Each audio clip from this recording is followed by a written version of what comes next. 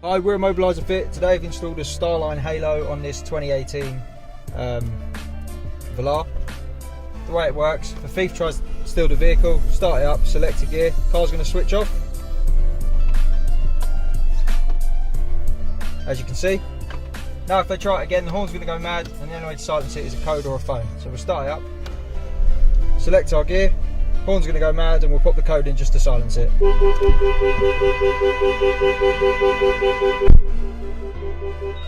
Without the code, the horn's going to keep going off for a set time, and also the vehicle's going to be immobilised.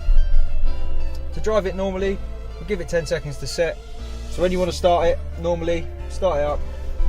Either present your phone through Bluetooth or put your code in. Wait for a double bleep.